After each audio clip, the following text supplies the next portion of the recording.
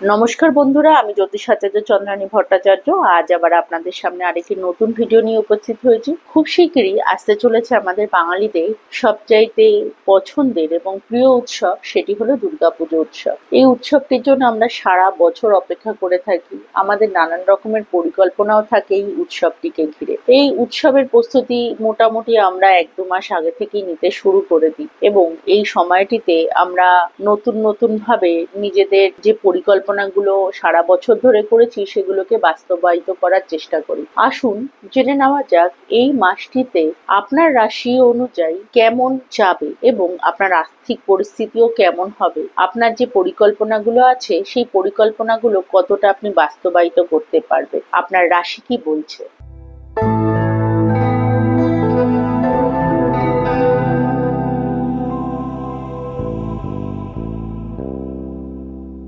আপনারা যারা নিয়মিত আমার ভিডিও দেখছেন, পছন্দ করছেন এবং নিজেদের মূল্যবান মতামত জানাচ্ছেন, তাদেরকে অসংখ্য ধন্যবাদ। আর যারা এখন অবধি আমার চ্যানেলটিকে সাবস্ক্রাইব করেননি অথচ নিয়মিত ভিডিওগুলো দেখছেন, তাদের কাছে আমার অনুরোধ রইল অবশ্যই চ্যানেলটিকে সাবস্ক্রাইব করুন নতুন ভিডিওর আপডেট পাওয়ার জন্য।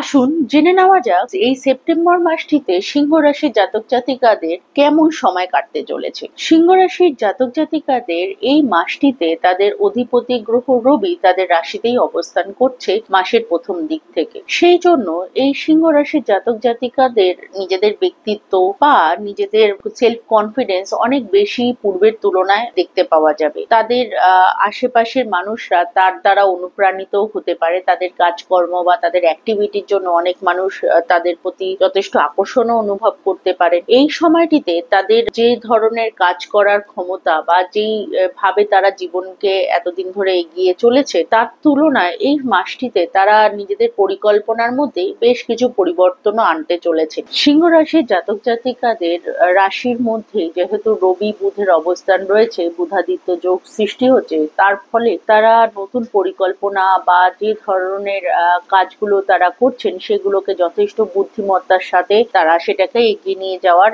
যথেষ্ট প্রচেষ্টা তারা করেছেন এবং করতে চলেছেন। আগামীতে তার জন্য তারা যথেষ্ট সাকসেসফুলও হওয়ার সম্ভাবনা রয়েছে। তবে এই সময়টিতে তাদের নিজেদের শত্রু সংখ্যা বৃদ্ধি হওয়ার সম্ভাবনাটাও একটু বেশি দেখতে পাওয়া যাচ্ছে। তাই জন্য একটু নিজের যে পরিকল্পনাগুলো আপনারা করছেন সেই পরিকল্পনাগুলো বাইরের সকল মানুষের সাথে ডিসকাস না করে একটু নিজের মধ্যে যদি রাখতে পারেন সেটি অবশ্যই আপনার জন্য শুভ হবে। সিংহ রাশির যে সকল জাতক জাতিকারা রয়েছেন তাদের আর্থিক পরিস্থিতির অবস্থান মোটামুটি শুভই দেখা যাচ্ছে, যেহেতু তাদের রাশির একাদশ স্থানের উপর দিয়ে বৃহস্পতির একটি গোচর হয়ে চলেছে। সেই জন্য তাদের আর্থিক পরিস্থিতি যথেষ্ট ভালো দেখা যাচ্ছে। এছাড়াও আপনার রাশিতে যেহেতু শুক্রর অনুপ্রবেশ করতে চলেছে 15ই সেপ্টেম্বর থেকে, সেই জন্য এই সময়টিতেও আপনার আর্থিক উন্নতি বা পরিস্থিতির উন্নতি যথেষ্ট ভালো দেখতে পাওয়া যাচ্ছে। এই সময়টিতে আপনি আপনার বেশ জীবনযাত্রার মান উন্নত করার জন্য বেশ কিছু জিনিসে আপনারা টাকা পয়সা খরচ করতে পারেন। নিজেদের জন্য কিছু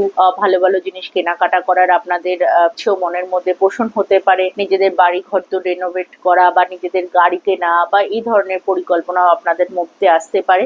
যেহেতু চন্দ্রের উপরে শনির একটি প্রভাব রয়েছে ঢাইয়ার কারণে, এছাড়াও 16 থেকে 19 সেপ্টেম্বর এই সময়টিতে একটুখানি গুরুত্বপূর্ণ সিদ্ধান্ত নেওয়া বা কোনো ধরনের পদক্ষেপ নেওয়ার পূর্বে একটু চিন্তা ভাবনা করে আপনাদেরকে এই সময়টাতে নেওয়াটা সঠিক হবে। এছাড়াও এই সময়টিতে অযাচিত বা একটু অত্যাধিক ব্যয়ের করারও আপনার মধ্যে প্রবণতা দেখা দিতে পারে। এই সময়টিতে একটু আপনাদের নিজেদের ব্যয়ের জায়গাটাতে সংকোচন করারও প্রয়োজন রয়েছে। ইনভেস্টমেন্ট রিলেটেড বিষয়গুলোতে যদি আপনারা কোনো রকম কোনো পরিকল্পনা করেছিলেন তাহলে পরে এই সময়টিতে ভালো করে যাচাই বাছাই করে তারপরে সিদ্ধান্ত নিন, তাহলে পরে আপনাদের জন্য শুভ হবে। ছাত্রছাত্রীদের জন্য এই সময়টি যথেষ্ট ভালো সময়। তাদের এই মাসটিতে গ্রহের যে গোচর রয়েছে তার সাপোর্ট তাদের পড়াশোনার জায়গাটাতে যথেষ্ট ভালো দেখতে পাওয়া যাচ্ছে। এই সময়টা তাদের লার্নিং পিরিয়ড হিসাবে তারা ধরতে পারেন। তারা নতুন জিনিস শেখার বা যে ধরনের পরিকল্পনা বহুদিন ধরে করছিলেন অথচ সেগুলো বাস্তবায়িত করতে পারছিলেন না, নতুন কিছু কোর্স জয়েন করা বা কোনো কিছু শেখা বা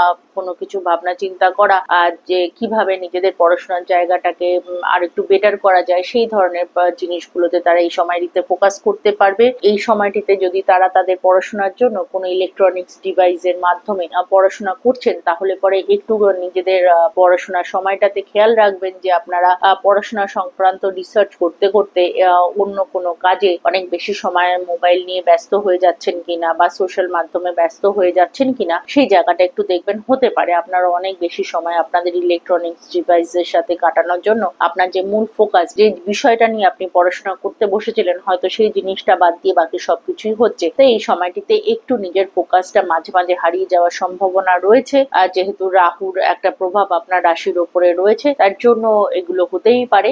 তবে একটু নিজের উপরে যদি সংযম রাখতে পারেন, তাহলে পরে আপনার আগামীতে অনেক বেশি সুযোগ সুবিধা আপনি পেতে পারেন। সিংহ রাশির জাতক জাতিকাদের নিজেদের পারিবারিক দিক থেকে যদি দেখা যায়, তাহলে সেই দিক থেকে তাদের সময়টা মোটামুটি মিশ্র ফল দেবে।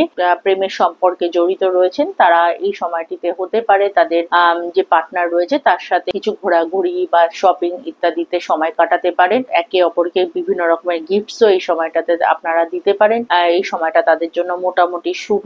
এছাড়াও সিংহ রাশির জাতক জাতিকাদের মোটামুটি যদি আর্থিক দিক থেকে বা শুভ দিন হিসাবে যদি দিনগুলোকে দেখা হয়ে থাকে, 1 সেপ্টেম্বর থেকে 6 সেপ্টেম্বর এই সময়টি মোটামুটি শুভই দেখা যাচ্ছে। এছাড়াও 9 সেপ্টেম্বর, 10 সেপ্টেম্বর, 12 সেপ্টেম্বর, 15 সেপ্টেম্বর, আর এছাড়াও 16 সেপ্টেম্বর, 20 সেপ্টেম্বর, 22 সেপ্টেম্বর, 27 সেপ্টেম্বর এবং 29 সেপ্টেম্বর এই দিনগুলো বিশেষ শুভ রয়েছে। এই দিনটিতে আপনি যদি কোনো গুরুত্বপূর্ণ কাজ করতে চাইছেন বা সিদ্ধান্ত নিতে চাইছেন, তার জন্য আপনার জন্য শুভ।